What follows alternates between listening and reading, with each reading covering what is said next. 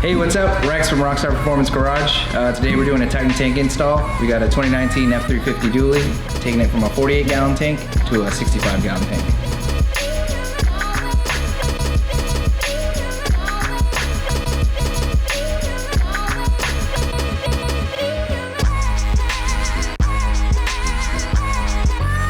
So we got the old tank out, relatively easy, just follow the instructions they give you. As you can see between the two tanks, the new one fills up a lot more of the dead space that wasn't used before. Now all we have to do is just swap the hoses and the fuel pump and we're good to go.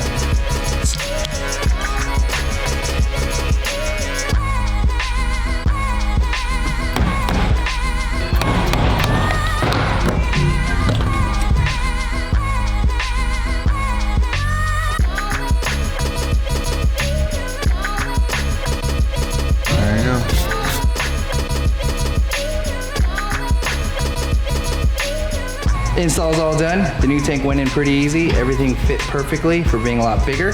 Now we're gonna go fill this thing up and check for any leaks.